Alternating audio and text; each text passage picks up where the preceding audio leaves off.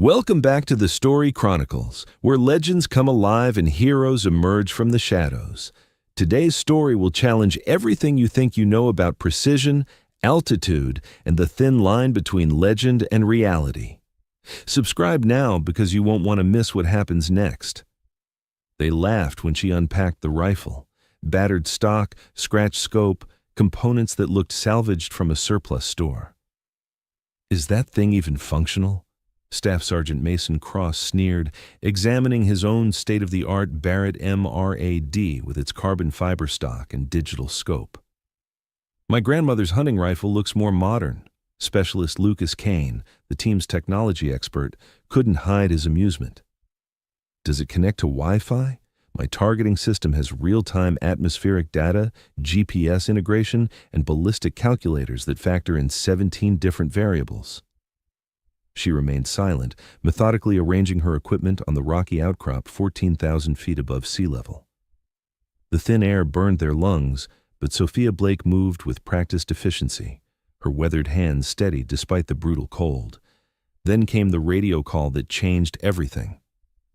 "Mountain Base, this is Eagle Eye. We have 3 high-value targets at the abandoned mining facility. Distance, 3,800 meters. Altitude differential, -2,000 feet. Wind gusts exceeding 60 miles per hour with unpredictable thermal updrafts. Mission parameters, impossible by conventional standards." The laughter died instantly. What they didn't know was this: she'd made shots like that before, in conditions that would terrify seasoned alpinists. Just never where anyone lived to question how it was possible. The helicopter had struggled through the violent updrafts surrounding Peak Station Echo, a classified observation post perched impossibly high in the Hindu Kush Mountains. At 14,200 feet, the air was so thin that even walking required conscious effort. The facility clung to a knife-edge ridge, accessible only by rotorcraft brave enough to navigate the treacherous winds. Sophia Blake stepped off the helicopter carrying a single weapon case and a worn backpack. At 34, she appeared unremarkable, except for the network of frostbite scars across her knuckles and a gait that suggested complete comfort with unstable terrain. Her only distinctive feature was her eyes, pale blue, like glacier ice, constantly measuring distances and angles with unconscious precision. Commander Harrison Vale met her at the landing pad, his breath forming ice crystals in the brutal air. "Welcome to the top of the world, Blake.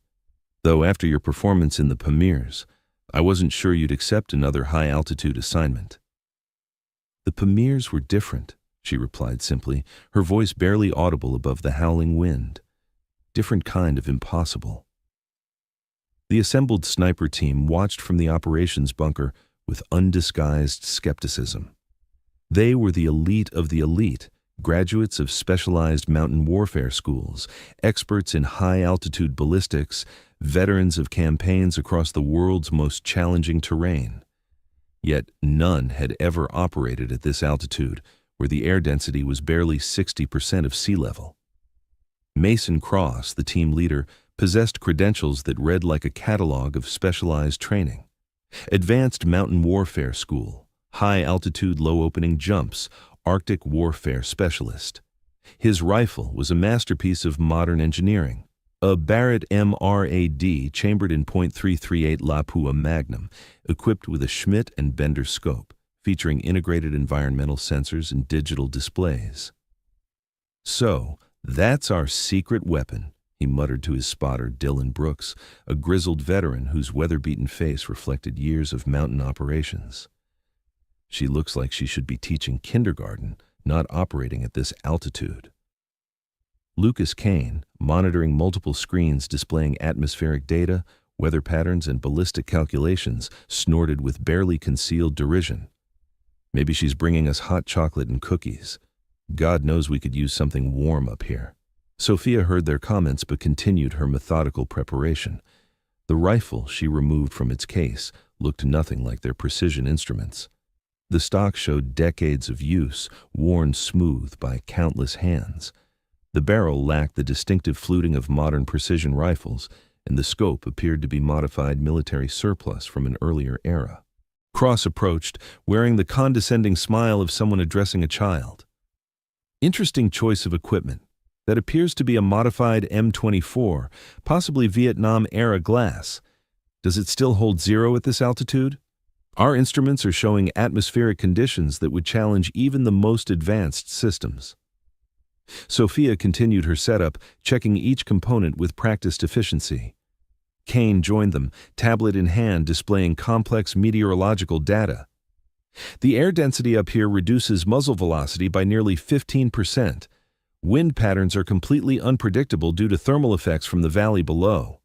Even with compensating algorithms, accurate fire beyond 2,000 meters is essentially impossible.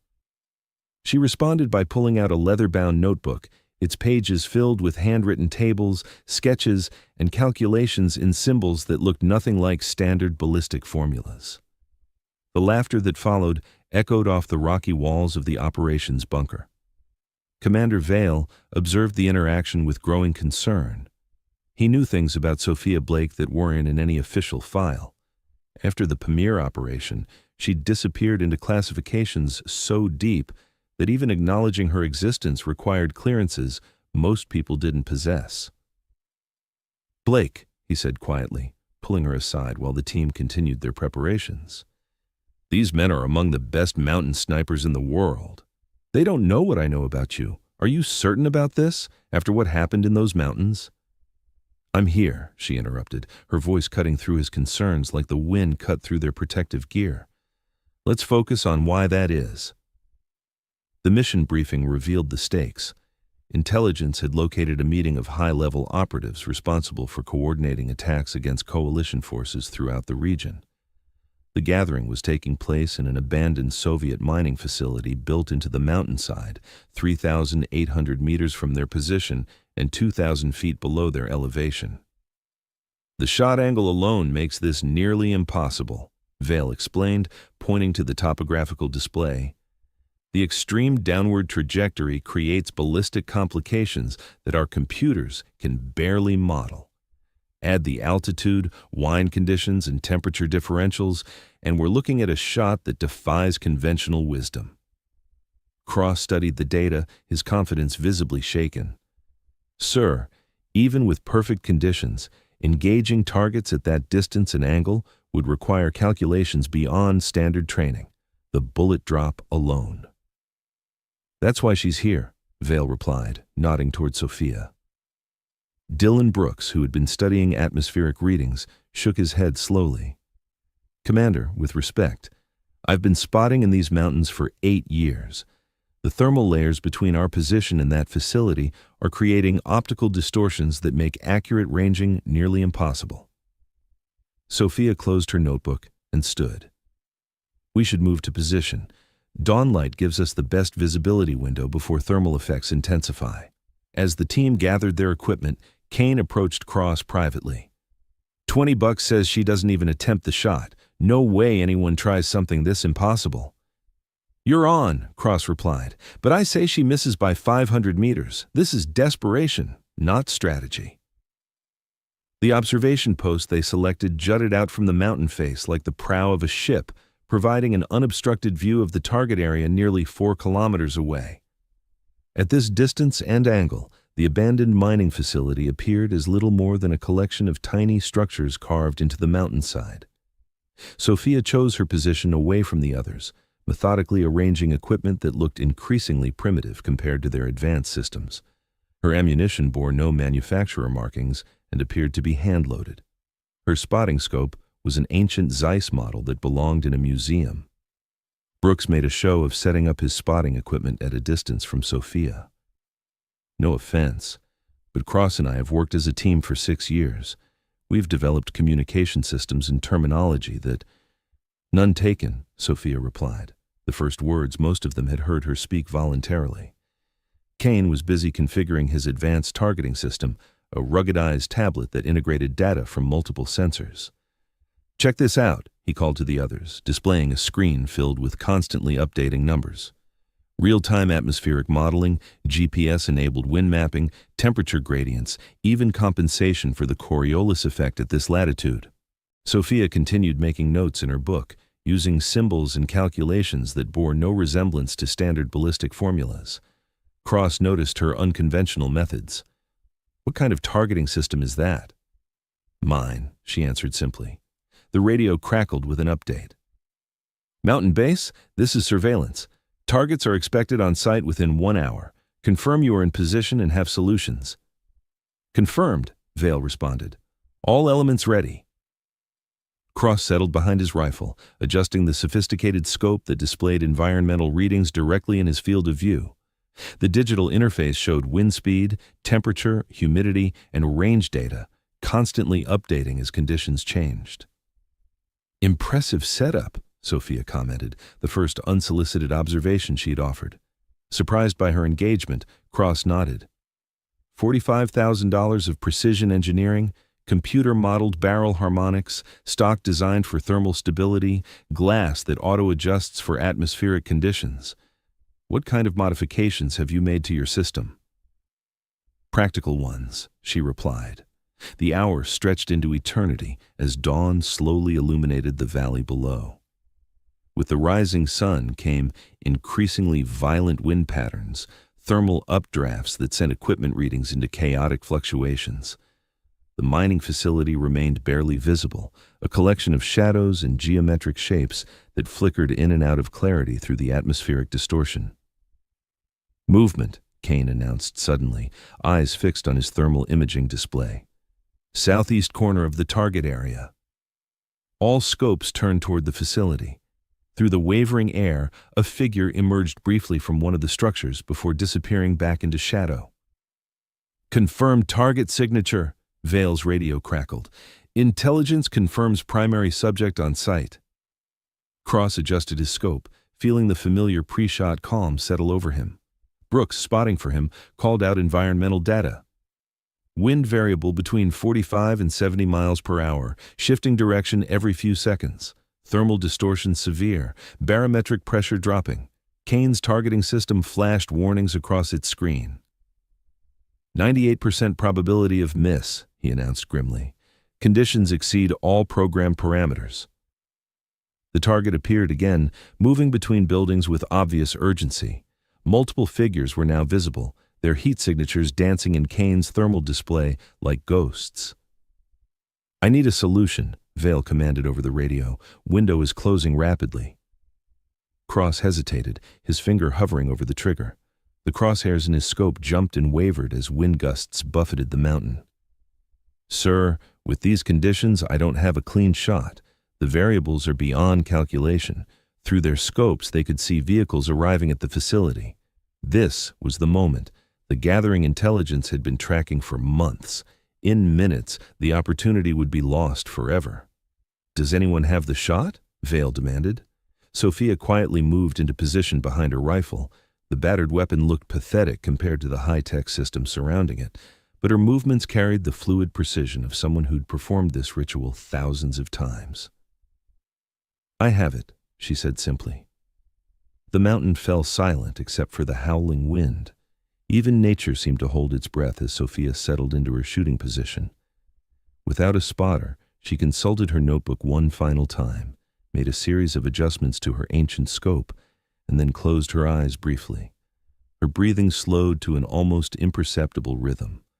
One breath, half an exhale, and her finger began its steady pressure on the trigger. The report echoed across the valley like thunder, rolling off the mountain faces in diminishing waves. For what felt like eternity, nothing happened. The bullet traveled its impossible trajectory through layers of turbulent air, fighting wind shear, thermal distortions, and the gravitational pull that affected projectiles differently at extreme angles. Then, through their scopes, they watched as one of the distant figures suddenly dropped. The radio exploded with confirmation. "Target eliminated. Clean hit. Outstanding shot." Brooks slowly lowered his spotting scope, his face pale with disbelief. "That's not possible. The conditions, the distance, the angle, that shot violates every law of ballistics I know." Kane stared at his equipment in stunned silence.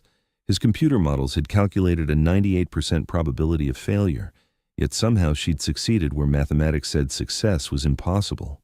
Cross said nothing for a long moment, simply staring at Sophia with completely different eyes. He began examining her rifle more closely, his trained eye now catching details he'd missed. The worn stock concealed custom trigger work.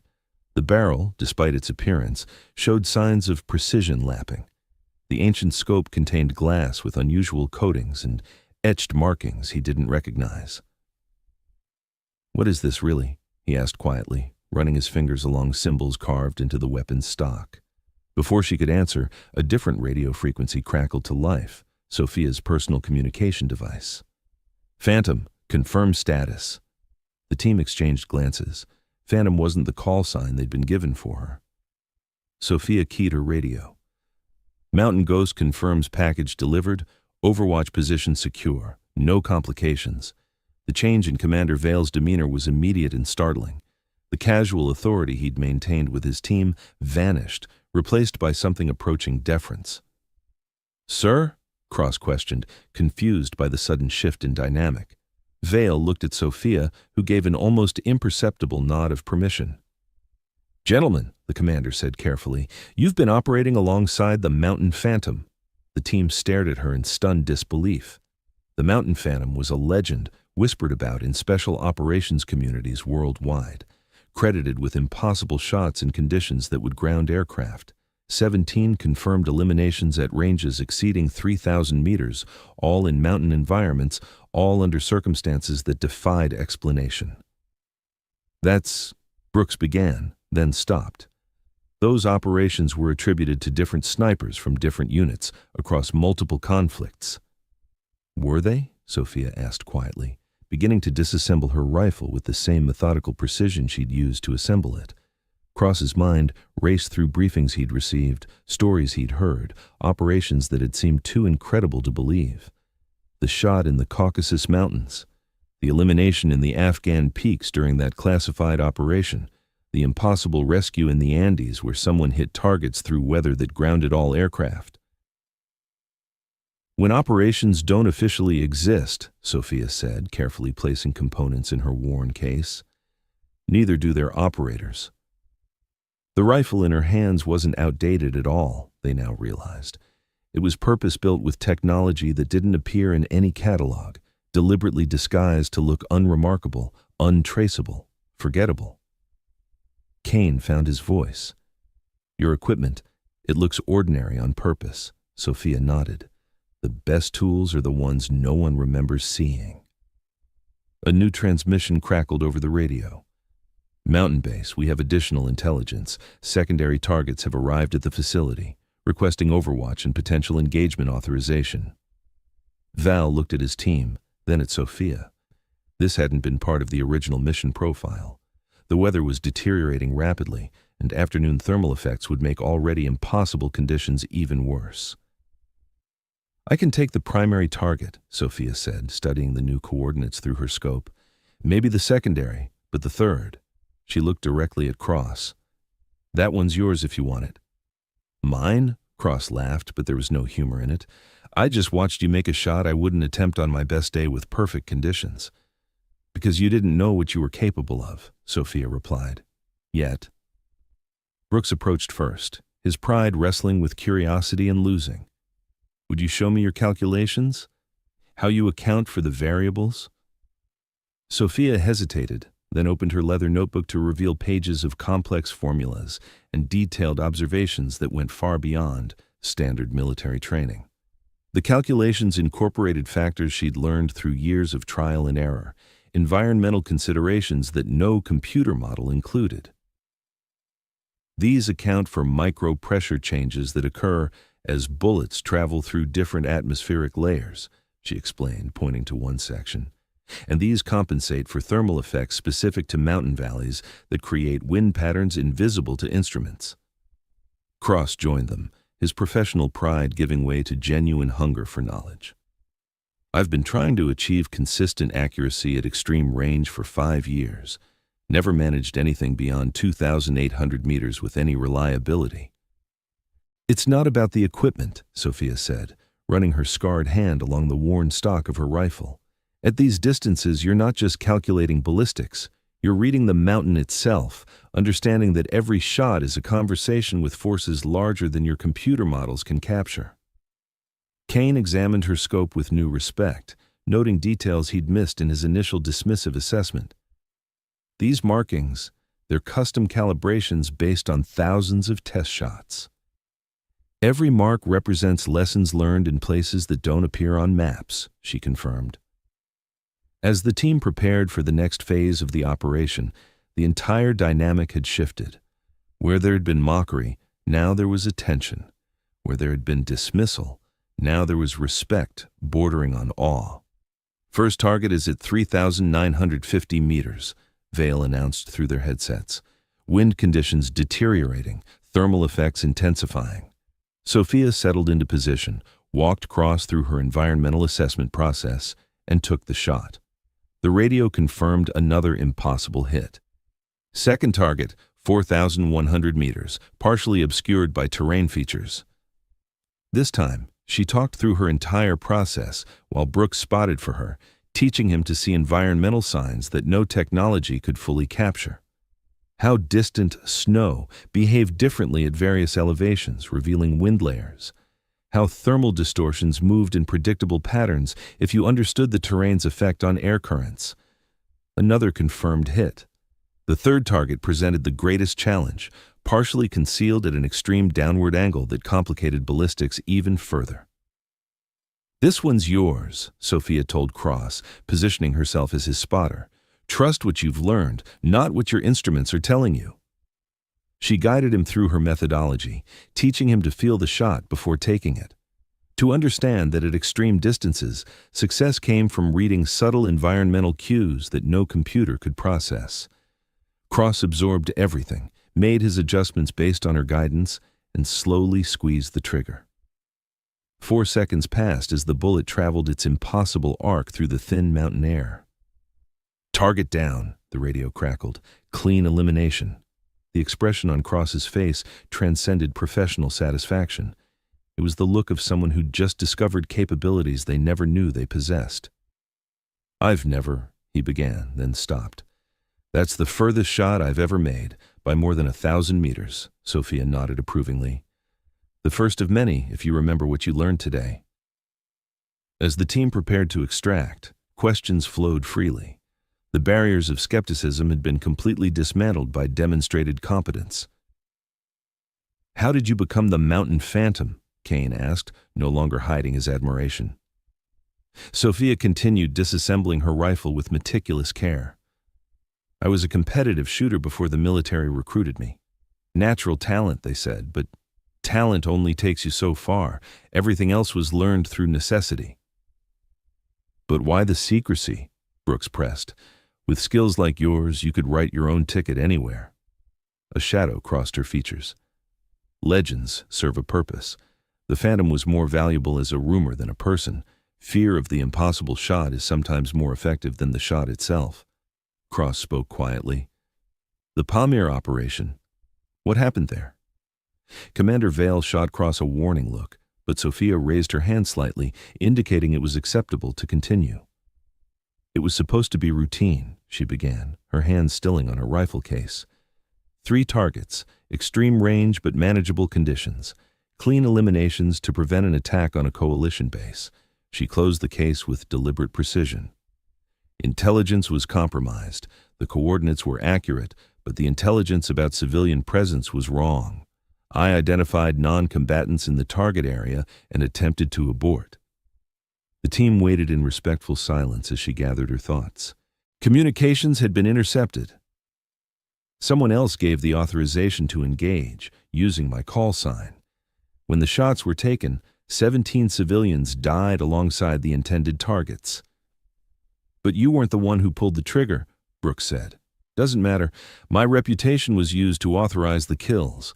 The official report cited accurate intelligence and acceptable collateral damage, but I knew the truth. When I started asking questions about the intelligence failure, I became a liability." "So they buried you," Kane concluded, "made the Phantom disappear." "Until missions like this come up," she confirmed.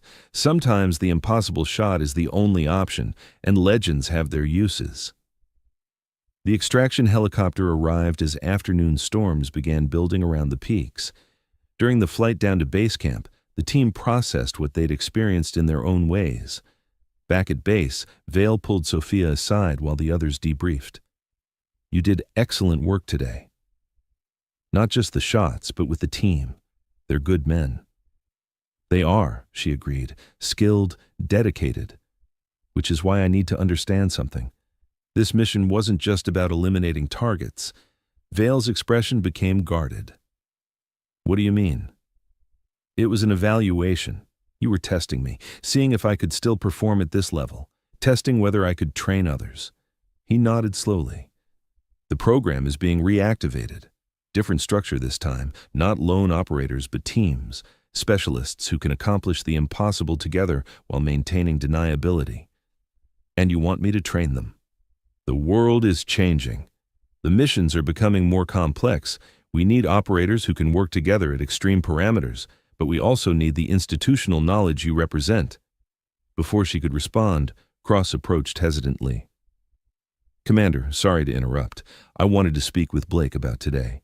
Vale stepped away, leaving them alone under the brilliant mountain stars. "That shot," Cross began. "I've been reviewing everything in my head. You adjusted for wind conditions that weren't registering on any of our instruments.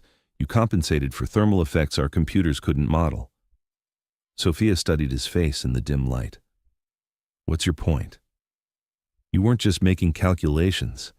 You were reading the mountain itself, understanding weather patterns we can't measure. It's like you could see forces the rest of us are blind to." "Good observation. I want to learn, not just techniques, but the thinking behind them, the way you read terrain and weather that goes beyond any training I've received." "Why?" His answer came without hesitation. "Because today I realized that everything I thought I knew about being the best was wrong, and I don't want to stay wrong." For the first time since her arrival, Sophia smiled, a small, genuine expression that transformed her entire demeanor. "Training starts at dawn. Bring your rifle and leave your assumptions in the barracks." Over the following weeks, more team members joined their early morning sessions. Each day began before sunrise, with Sophia teaching them to see the mountain environment in completely new ways. Instead of relying solely on instruments, they learned to read atmospheric conditions through observation and experience. "Feel the air movement on your face," she instructed during their third session. "Electronics can tell you wind speed and direction, but they can't tell you how thermal effects from the valley will change those conditions over the next 10 minutes. Kane, who had initially dismissed her methods, found himself leaving his targeting computer behind more often. "It's strange," he admitted. "The more I rely on reading conditions directly, the more accurate my shots become." Brooks, despite years of experience, discovered gaps in his knowledge he'd never recognized. "I've been spotting in mountains for 8 years, but I never understood how terrain features create microclimates that affect ballistics." 2 weeks into their training, Vale arrived at their practice session with new orders. "We've received intelligence on a high-value target meeting. Location: abandoned research station at 15,800 feet. Distance from our position: 4,200 meters. Weather forecast: severe." Cross studied the mission parameters with completely different eyes than he would have weeks earlier. Extreme altitude, maximum range, deteriorating conditions. Under normal circumstances, I'd say it's impossible. "Under normal circumstances," Sophia agreed, "but we're not operating under normal circumstances anymore." The mission took place 3 days later, during a brief weather window between storm systems. The target was a coordination meeting for a network of operatives planning coordinated attacks across the region. This time, there was no skepticism about Sophia's capabilities. Cross and Brooks worked as her spotting team. Kine provided environmental data that supplemented rather than replaced human observation, and the entire operation proceeded with the smooth efficiency of a unit that had learned to trust each other's expertise. The shot, 4,247 meters through conditions that would have challenged aircraft, was successful on the first attempt. "How does it feel?" Sophia asked Cross during their extraction. Knowing you can make shots you never thought possible? Cross considered the question seriously. Like I've been operating at half my potential without realizing it. The technology is incredible, but it's just tools. The real skill is in reading what the tools can't measure. And that knowledge changes everything. 6 months later, a new training facility opened in a classified location high in the Rocky Mountains.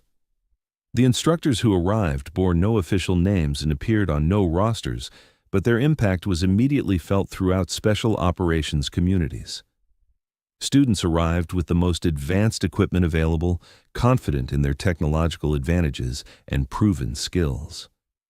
Most left having learned that the most powerful tool they possessed was the ability to see and understand their environment in ways no computer could match.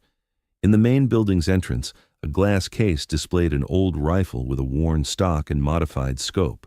Next to it hung a simple brass plaque. The impossible becomes possible when technology serves understanding, not the other way around. New classes arrived regularly, each beginning with the same experience. Students would examine the ancient rifle with barely concealed amusement, making jokes about museum pieces and outdated equipment, until their first demonstration. Sophia Blake continued to teach, though her name appeared on no official documents. She watched new students arrive with their assumptions and skepticism, remembering her own first encounter with doubt and dismissal. The cycle continued, expertise hidden in plain sight, waiting to be recognized by those wise enough to look beyond appearances and technology to the fundamental skills that made impossible shots possible. Sometimes the most dangerous weapon isn't the most advanced one. Sometimes it's the one that looks like it shouldn't work at all. And high in the mountains, where the air's thin and the stakes are ultimate, legends continue to walk among us, teaching others that the impossible is just another word for not yet understood. If you enjoyed this story of hidden expertise and impossible precision, subscribe to The Story Chronicles for more tales of extraordinary people doing extraordinary things in extraordinary circumstances. Because sometimes the most incredible stories are the ones that just might be true. Hit that subscribe button and we'll see you in the next Story Chronicles special.